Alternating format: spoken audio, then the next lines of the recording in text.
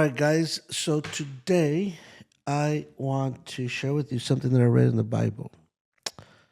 And it's very interesting because it's I I think that Christ would always speak to everybody in its own way. And me personally, every time I read the Bible, something different shows up. Way different than the last time that I read it or the previous time or how many times I read the passage. But sometimes we as believers we sometimes doubt because God may be taking a little bit too long to respond, longer than we want him to. Sometimes we want everything instantly, something very, you know, right here, right now. I want it now. And and I think it's important to know and to understand that it's all in God's timing. But God will always remind us of who He is. Okay, in the book of John, the Apostle John, chapter 7, I'm going to read something from number chapter 7, verse 25 on. Now, some of them from Jerusalem said, "Is this not he they say they seek to kill?"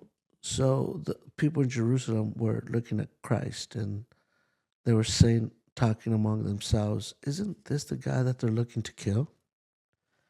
But look, he speaks boldly, and they say nothing to him." So Jesus Christ has no shame. He speaks boldly and nothing, and they say nothing to him. And that's a good reminder for all of us that if we speak with the truth, we're going to speak it boldly and nothing is going to happen to us. Do the rulers know indeed that this is truly the Christ?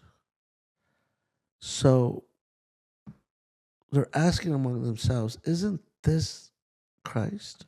Isn't this the guy that they want to find, look, track down, and kill? Then they, among themselves, they ask themselves another question. Do the rulers know indeed that this is truly the Christ? However, we know where this man is from. But when the Christ comes, no one knows where he is from. So they believe him, then they don't believe him, right? Because they're asking themselves, however, we know where this man is from. Probably because, he was born in Bethlehem. But when the Christ comes, no one knows where he's from. Now, on verse 28, on verse 28, this is what Jesus says. Now, this is Jesus talking to them. Then Jesus cried out as he taught in the temple, saying, "You both know me." He's telling these people, "You both know me.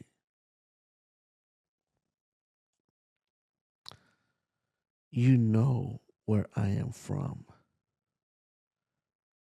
and I have not come of myself, but he who sent me is true, whom you do not know. But I know him, for I am from him, and he sent me." So sometimes, me personally, and maybe, and I know that a lot of people are going through this.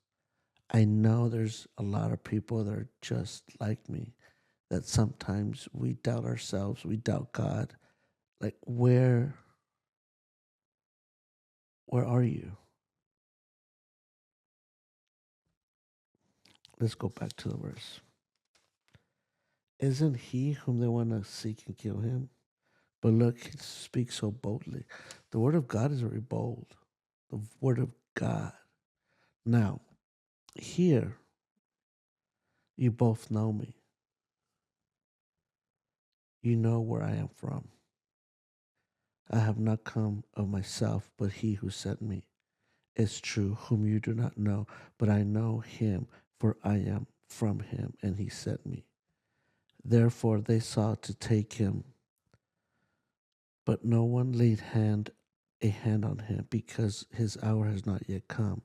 And many of the people who believed in him said, when the Christ comes, will he do the signs than these which this man has done?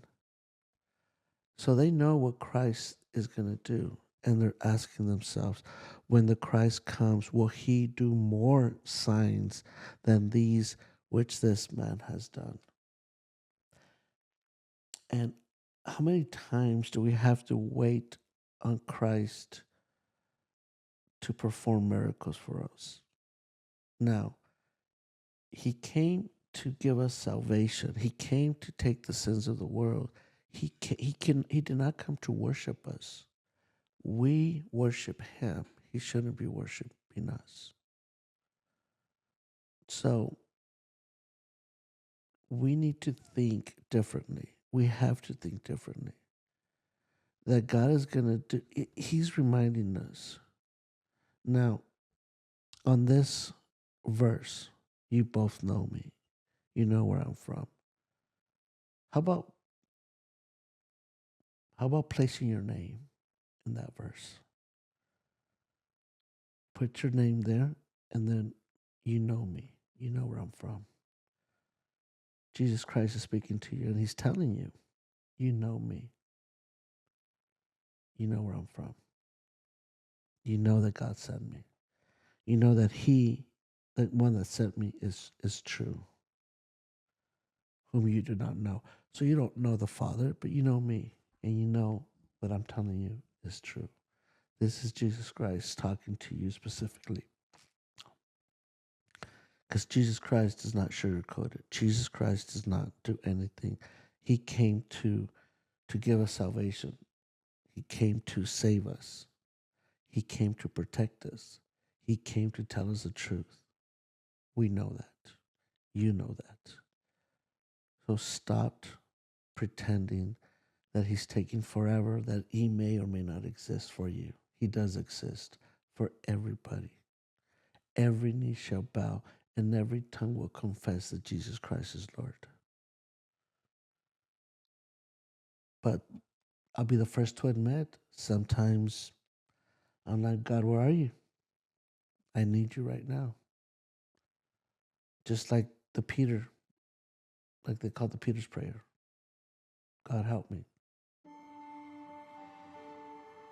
And sometimes when we're in that moment, now, that story where Peter was walking on water when Jesus Christ called him out, come. Peter stepped out of the boat. There's a lot of messages in that particular parable. We can learn from Peter to step out in boldness towards Christ. But the moment that we look away from Christ, Peter was walking on water looking at Christ. He was in the midst of a storm looking at Christ. But the moment he took his eyes off of Christ, he fell. Now, do you think Jesus Christ, God himself, is going to tell anybody that loves him in the middle of a storm, come, for them to sink? No. He will be with you. He will hand out his hand. But many of us don't believe that. It is hard for us to believe walking on water, just like Peter did. I'm sure he came across more doubts than he thought he had. But that being said, it's always It's always a good feeling to know that God is there, regardless if we are with Him or not. He will always be there. Jesus Christ is saying, "Come." Are you? Thank you, and you guys have a blessed day.